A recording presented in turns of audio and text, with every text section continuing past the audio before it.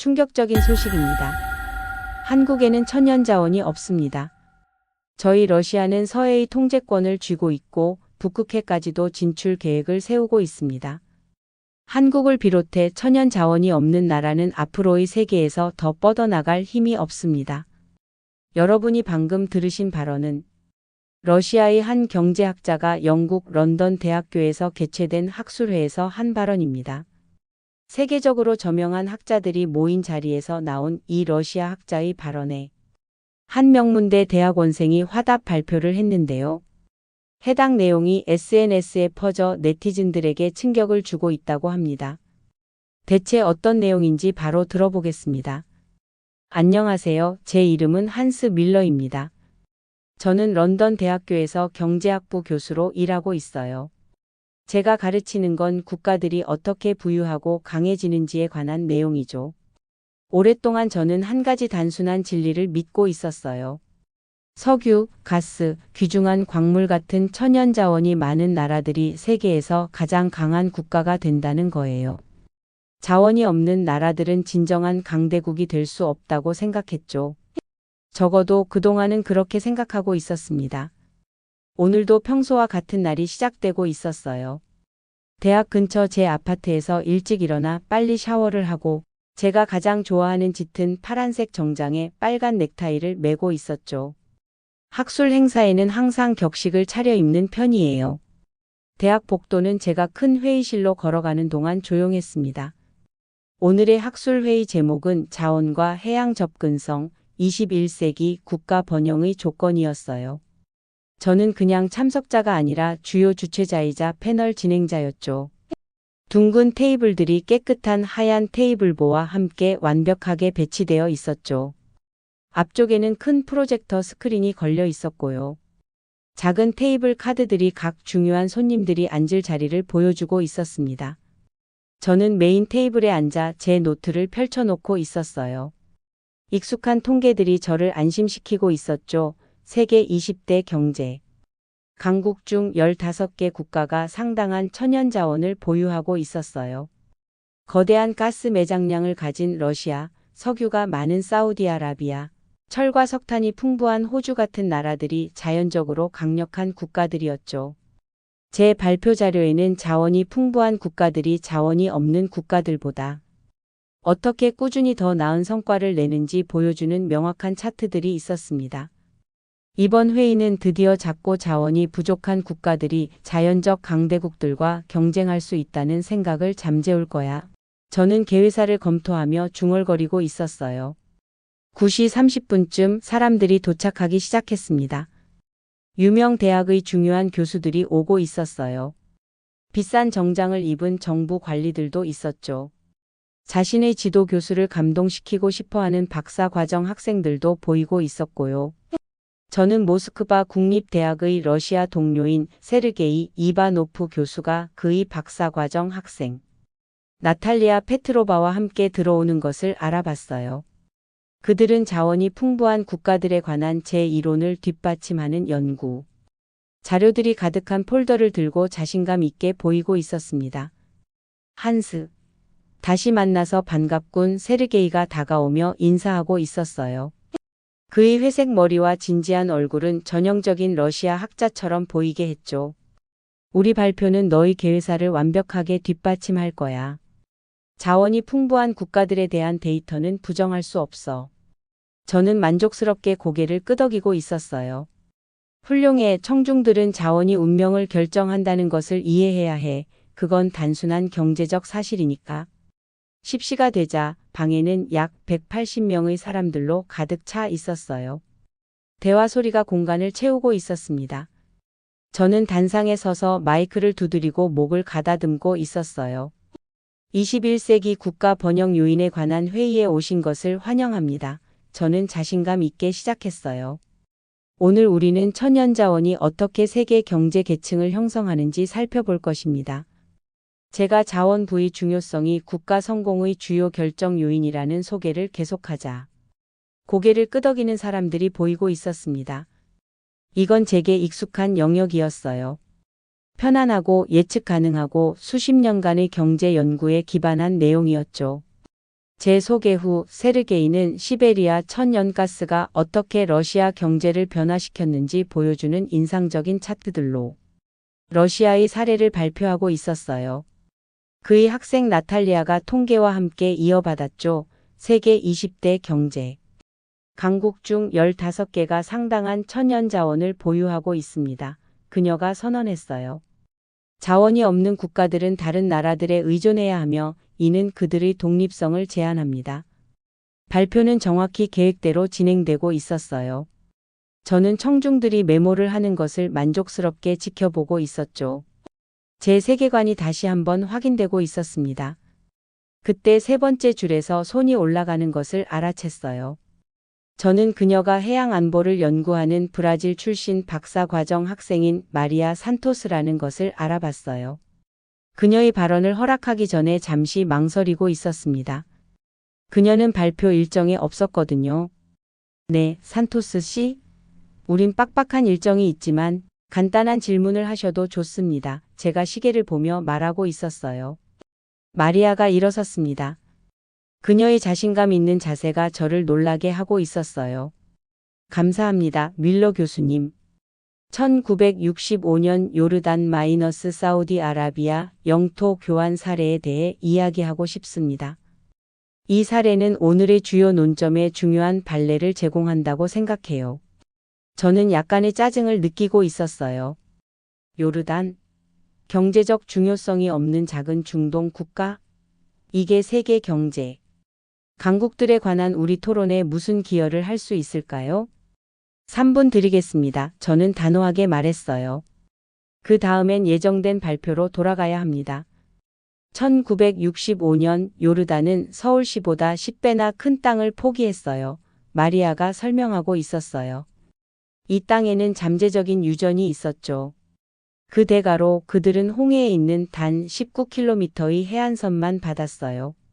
저는 공손하게 미소 지었지만 이를 살짝 악물고 있었어요. 이건 분명히 요르단의 잘못된 결정이었죠. 경제학 학생이라면 누구나 유전을 작은 해변 조각과 맞바꾸는 것이 어리석다는 것을 알 수 있었을 거예요. 저는 빨리 넘어가기를 바라며 시계를 흘끗 보고 있었습니다. 오늘날 요르단은 그 해안선에 아카바 항구를 건설했어요. 마리아가 계속 말하고 있었어요. 지금은 수출의 80%와 수입의 65%가 이 항구를 통해 이루어지고 있죠. 나쁜 거래처럼 보였던 것이 세계로 나가는 관문이 되었어요. 청중 중 몇 명이 고개를 끄덕이고 있었어요. 저는 앞줄에 앉아 있는 한국 외교관이 관심을 갖고 앞으로 몸을 기울이는 것을 알아챘죠. 이건 계획대로 진행되고 있지 않았어요. 저는 크게 목을 가다듬었습니다. 감사합니다, 산토스 씨. 그건 흥미로운 역사적 일화지만 천연자원과 경제력 사이에 증명된 관계를 거의 바꾸지 못하네요. 저는 빠르게 말했어요. 이제 이바노프 교수의 러시아 천연가스 수출에 관한 발표로 돌아갑시다. 하지만 마리아는 아직 끝나지 않았어요. 밀러 교수님, 몽골을 생각해 보세요. 그들은 석탄, 구리, 금 등 풍부한 천연자원을 가지고 있지만 경제적으로는 어려움을 겪고 있어요. 왜일까요? 그들이 내륙국이기 때문이에요. 세계 시장에 접근하기 위해 러시아와 중국에 의존하고 있죠. 반면에 자원이 부족하지만 바다에 좋은 접근성을 가진 한국 같은 나라들은 경제 강국이 되었어요. 청중들 사이에 소리가 퍼지고 있었어요. 어떤 사람들은 옆 사람에게 돌아서서 속삭이고 있었죠. 이건 제가 계획했던 규율 있는 학술 토론이 아니었어요. 저는 단상 위에서 제 서류들을 두드리며 통제력을 되찾으려고 하고 있었습니다. 이런 예외들은 흥미롭지만 규칙을 반증하지는 않아요. 저는 단호하게 말했어요. 데이터는 분명히 자원이 풍부한 국가들이 세계 경제를 지배하고 있다는 것을 보여주고 있습니다. 이제 정말 예정된 프로그램을 계속해야겠습니다. 저는 세르게이에게 고개를 끄덕였고 그는 단상으로 돌아왔어요. 하지만 방 안에서 뭔가가 바뀌었어요.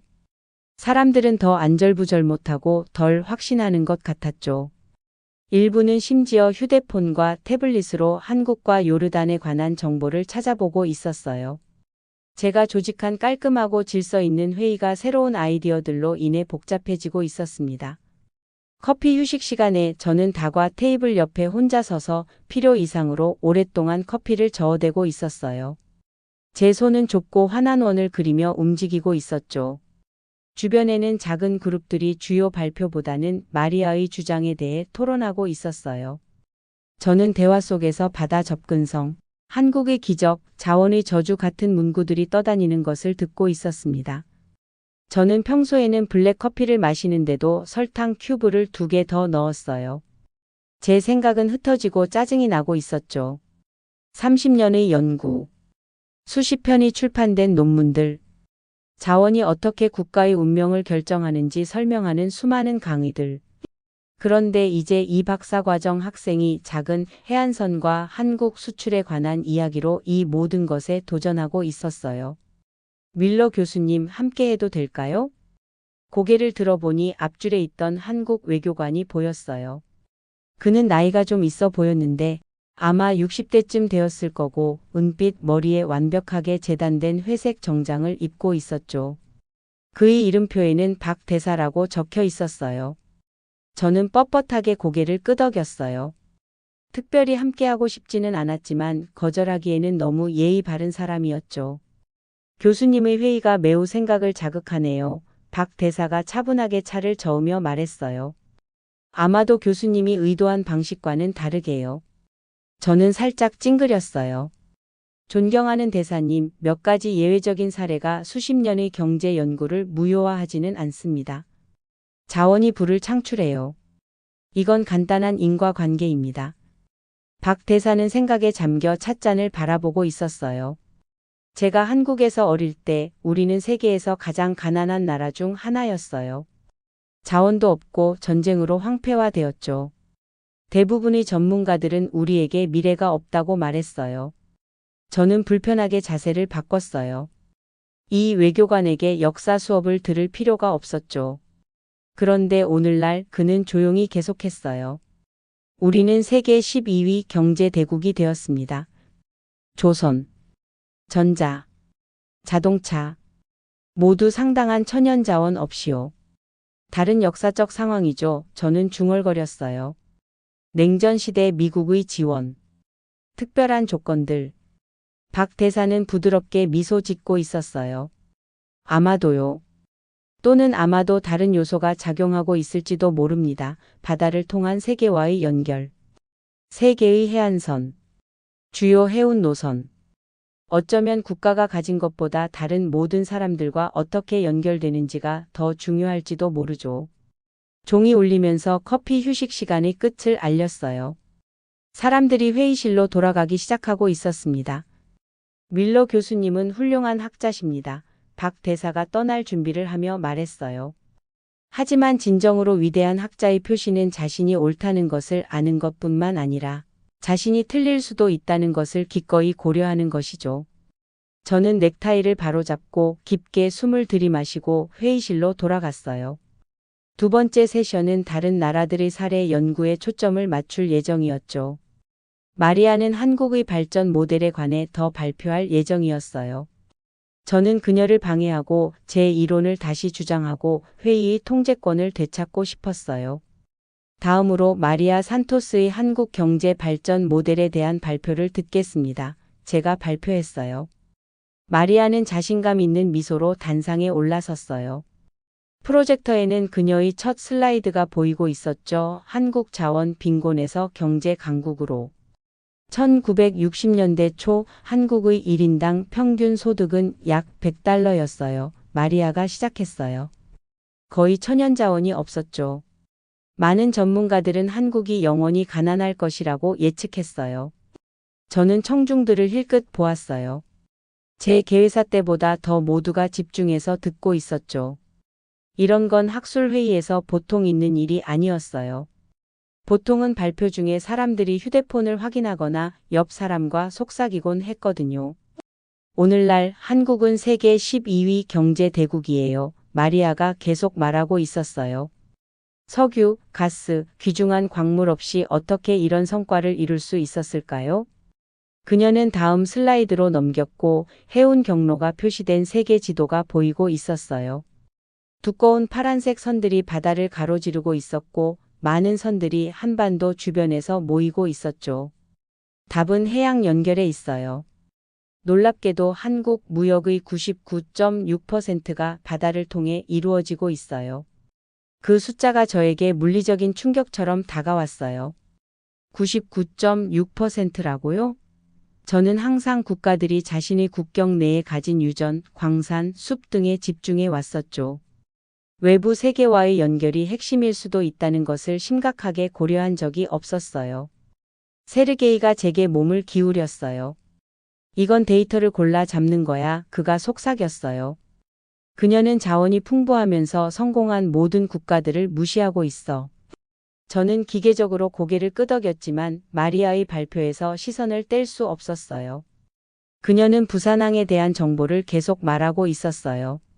1876년 개항 이후 작은 항구에서 어떻게 세계 6위 수출항으로 성장했는지, 287개의 국제 해운 노선을 가지고 있다는 것까지요. 저는 오늘 전까지 부산에 대해 들어본 적이 없었어요.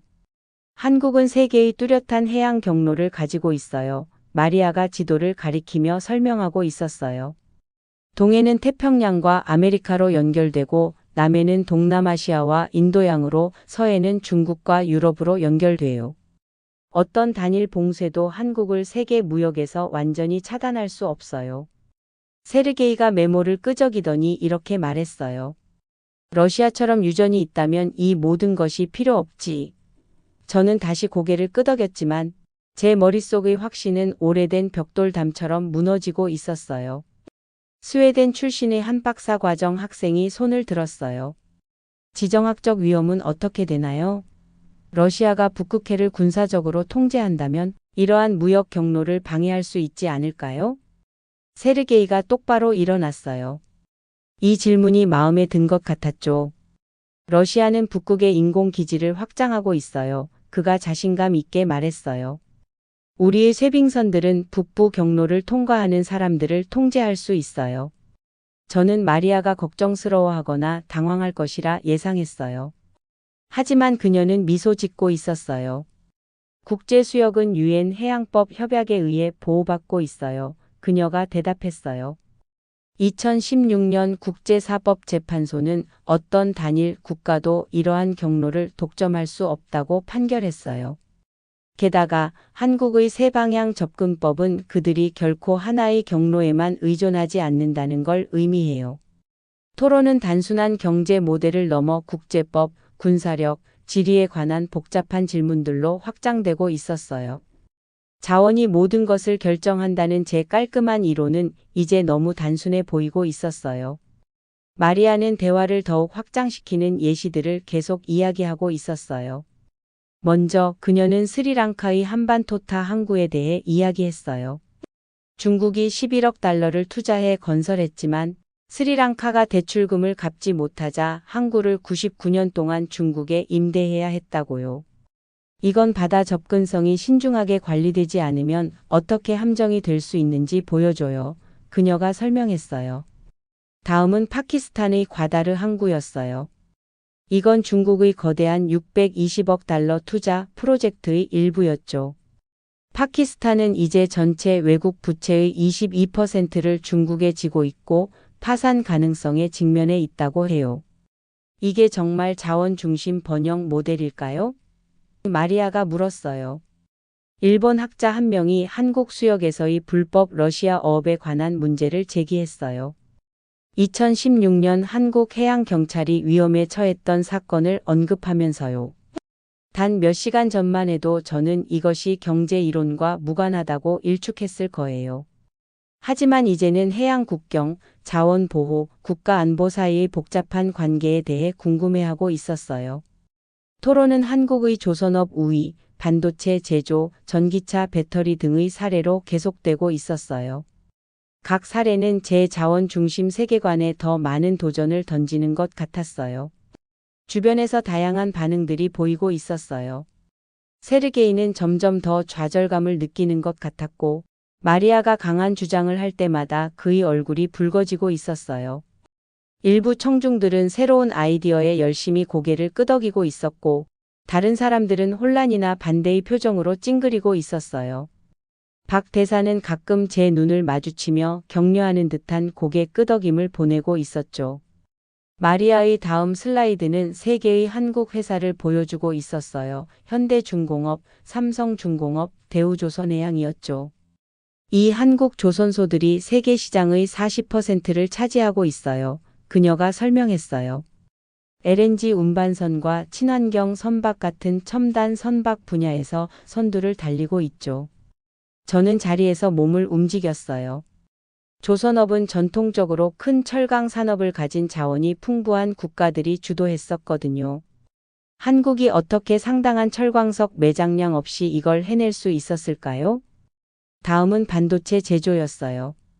슬라이드는 놀라운 통계를 보여주고 있었죠. 삼성전자와 SK하이닉스가 함께 세계 메모리 시장의 60%를 차지하고 있었어요. DRAM의 71%와 낸드 플래시 메모리의 53%였죠. 또다시 제가 항상 필수적이라고 생각했던 천연자원 없이요. 목이 마르게 느껴지고 있었어요. 저는 물잔을 집어 길게 한 모금 마시며 빠르게 달리는 제 생각을 진정시키려고 하고 있었죠. 30년 동안 저는 학생들에게 자원부가 경제력의 기반이라고 가르쳐 왔어요. 이 주제로 책과 논문을 출판했었죠. 제 전체 직업적 정체성이 이 아이디어를 중심으로 구축되어 있었어요. 하지만 제 앞에 있는 증거는 무시하기 힘들어지고 있었어요. 자원 없는 한국의 성공. 자원이 풍부함에도 어려움을 겪는 몽골. 유전보다 해안선을 선택한 요르단의 전략적 선택. 이것들은 제 규칙에 대한 단순한 예외가 아니었어요. 경제 발전을 이해하는 완전히 다른 방식을 제시하고 있었죠. 마리아는 다음 주제로 넘어갔어요. 전기차 배터리였죠. 중국의 CATL이 양적으로는 선두지만 한국의 LG 에너지 솔루션과 SK온이 품질과 안전성에서 앞서고 있어요. 그녀가 설명했어요. 한국은 해상 무역을 통해 리튬과 니켈을 확보하면서 기술 혁신에 집중하고 있죠. 이건 특히 제 가슴에 와닿았어요. 제 고향인 독일은 자원 의존성 때문에 부분적으로 전기차로의 전환에 어려움을 겪고 있었거든요. 그런데 한국은 국내에서 단 한 그램의 리튬도 채굴하지 않고도 배터리 강국이 되었어요. 윌러 교수님 의견을 말씀해 주시겠어요? 마리아가 발표를 마치며 물었어요. 모든 시선이 저에게 쏠리고 있었어요. 세르게이가 자원부에 대한 우리의 공유된 입장을 방어하길 기대하며 저를 지켜보고 있는 것이 느껴졌어요. 산토스 씨가 설득력 있는 증거를 제시했습니다. 제 목소리가 살짝 떨리며 시작했어요. 한국 사례 연구는 전통적인 자원 중심 경제 모델에 도전하고 있어요. 진지한 검토를 할 필요는 있어 보입니다. 방안은 완전히 조용했어요. 전통 경제학은 아마도 국가가 소유한 것을 과대평가하고 글로벌 네트워크에 어떻게 연결되는지를 과소평가했을 수 있어요. 저는 계속했어요. 자원부는 분명히 중요하지만 해양 연결성, 인적 자본 개발, 혁신 시스템이 똑같이 또는 더 중요할 수 있어요. 이 말을 소리 내어 말하면서 제 안에서 무언가가 바뀌고 있었어요. 불편함이 사라지진 않았지만 그 옆에서 새로운 것이 자라나고 있었죠. 지적 흥분이었어요. 자원이 유일한 핵심 요소가 아니라면 진짜 패턴은 무엇일까요? 어떤 종합적인 모델이 러시아 같은 자원 동력 경제와 한국 같은 연결 동력 경제를 모두 설명할 수 있을까요? 우리는 더 통합된 체계가 필요하다고 생각합니다. 제 목소리가 더 강해지며 말했어요. 자원 가용성과 해양 연결성, 그리고 기술 혁신, 인적 자본, 환경 지속 가능성, 지정학적 위치까지 고려하는 체계요. 이제 아이디어가 발표되자 제가 이전에 분리해 두었던 개념들 사이에 연결이 형성되고 있었어요. 제가 이 새로운 관점을 표현하면서 방 안의 사람들이 고개를 끄덕이는 것이 보였어요. 심지어 세르게이도 무시하기보다는 생각에 잠긴 표정을 짓고 있었죠. 감사합니다. 산토스 씨, 저는 마무리했어요. 당신의 연구는 더 탐구할 가치가 있는 새로운 질문의 길을 열었습니다. 저는 지치면서도 흥분된 느낌으로 자리에 앉았어요. 예전의 확신은 사라지고 질문과 가능성으로 대체되었죠. 하지만 더 가벼운 느낌이 들었어요. 마치 제가 지고 있는지도 몰랐던 무거운 짐을 내려놓은 것 같았어요. 진짜 보상은 옳다고 증명되는 것이 아니었어요. 그건 새로운 것을 배울 수 있는 자유였죠. 학자로서 저는 처음에 저를 학계로 이끌었던 발견의 기쁨을 다시 찾았어요. 저는 지적 충격에 직면했고 상상했던 것보다 더 가치 있는 보상을 얻었어요. 제 생각을 바꿀 수 있는 겸손함과 세상을 새로운 눈으로 볼 수 있는 흥분이었죠. 세션이 끝나고 사람들이 자료를 모으기 시작하면서 저는 박 대사가 저에게 승인하는 듯한 고개 끄덕임을 보내는 것을 알아챘어요. 마리아는 관심 있는 박사과정 학생들에게 둘러싸여 있었죠. 그리고 저는 학문적 패배에도 불구하고 이상하게 승리한 느낌이 들고 있었습니다. 회의가 마지막 순간에 다다르고 있었어요. 강의실의 높은 창문 밖으로 오후 햇살이 대학 캠퍼스의 긴 그림자를 드리우고 있었죠. 주최자이자 진행자로서 저는 마무리 발언을 할 책임이 있었어요. 우리가 배운 것을 요약하고 모두에게 명확한 결론을 안겨주는 것이었죠. 저는 천천히 일어나 단상으로 걸어갔어요. 제가 말하려 한다는 것을 알아챈 사람들이 조용해지면서 제 발자국 소리가 방 안에 살짝 울리고 있었어요. 저는 깊게 숨을 들이마셨어요. 신사숙녀 여러분, 오늘 우리의 토론은 중요한 결론으로 이어졌습니다. 저는 잠시 멈췄어요. 석유, 가스, 광물과 같은 천연자원은 의심할 여지 없이 국가의 경제 발전에 중요합니다. 계속 말했어요. 하지만 그것들만으로는 지속 가능한 국가 번영에 충분하지 않아요. 몇몇 사람들이 놀란 표정을 짓고 있었어요. 오늘 우리는 지속 가능한 접근성, 연결성, 인적 자본 개발이 국가의 토양 아래에 있는 것보다 더 중요할 수 있다는 설득력 있는 증거를 보았습니다. 바다는 단순한 물리적 공간이 아니라 세계적 연결과 번영으로 가는 지속 가능한 경로입니다. 따뜻한 박수가 방 안을 채우고 있었어요. 저는 세르게이가 굳은 표정으로 서류를 모으며 누구와도 눈을 마주치지 않으려 하는 것을 알아챘어요. 그의 학생 나탈리아는 혼란스러운 표정으로 공책을 응시하고 있었죠. 하지만 다른 많은 사람들은 동의하며 고개를 끄덕이고 있었어요. 앞으로 우리의 연구는 다양한 자원 보유량을 가진 국가들이 어떻게 번영으로 가는 지속 가능한 경로를 개발할 수 있는지 조사하는 방향으로 확장되어야 한다고 생각합니다. 저는 점점 더 커지는 열정으로 말하고 있었어요.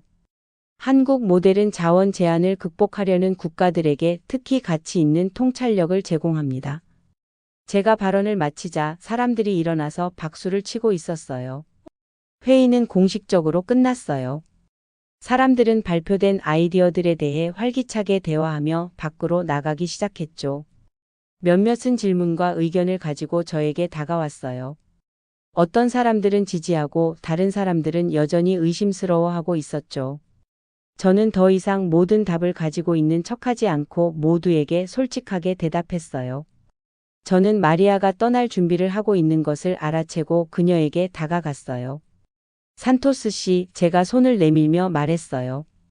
당신의 주장은 설득력 있고 잘 연구되었습니다. 인정해야겠네요. 저는 한국과 비슷한 발전 모델을 가진 나라들을 과소평가했어요. 당신의 발표는 제게 많은 생각할 거리를 주었습니다. 감사합니다, 교수님. 그녀가 밝은 미소로 대답했어요. 교수님께서 그렇게 말씀해 주시니 정말 큰 의미가 있네요. 혹시 이러한 아이디어들을 더 탐구하는 논문을 함께 작성해 보시겠어요? 산토스 씨 관점이 같이 있을 겁니다. 그녀의 눈이 놀라움과 흥분으로 커졌어요. 영광이겠습니다. 토론은 이기고 지는 것이 아닙니다. 서로에게서 배우고 더 깊은 이해를 얻는 겁니다. 마리아가 떠나자 박 대사가 다가왔어요. 그의 눈빛에는 아는 듯한 표정이 담겨 있었죠. 오늘 꽤 큰 변화가 있으셨네요, 밀러 교수님. 그가 조용히 말했어요. 저는 겸손하면서도 활기찬 느낌으로 고개를 끄덕였어요.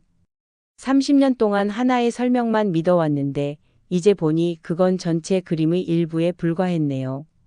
진정한 지혜의 표시는 그가 말했어요. 항상 옳은 것이 아니라 새로운 증거가 나타났을 때 다시 생각해 볼 의지가 있는 것입니다. 저는 제 서류를 모아 출구를 향해 걸어갔어요. 밖의 복도는 이제 텅 비어 있었고 제 발자국 소리가 대리석 바닥에 울리고 있었어요. 창문을 통해 저는 런던 위로 지는 해가 하늘을 주황색과 보라색 빛깔로 물들이는 것을 볼 수 있었죠. 제 여정은 끝나지 않았어요. 이제 막 시작되고 있었죠. 새로운 연구를 수행하고 논문을 다시 쓰고 이론을 재건해야 할 거예요. 일부 동료들은 이 새로운 아이디어들에 저항할 거예요. 저는 제 입장을 이렇게 극적으로 바꾼 것에 대해 비판을 받을 수도 있어요. 이 새로운 이해를 가지고 학계로 돌아가는 길은 쉽지 않을 거예요. 하지만 저는 가치 있는 무언가를 가지게 되었어요. 옳음을 증명받는 편안함이 아니라 새로운 것을 발견하는 자유였죠. 저는 제 이해에 있어 어떤 경계를 넘어섰고 세상이 어떻게 작동하는지에 대한 더 완전한 비전을 가지고 돌아왔어요. 그리고 그것이 제가 받은 가장 큰 선물이었던 것 같아요. 오늘 제가 가져온 사연은 여기까지입니다. 어떻게 들으셨나요?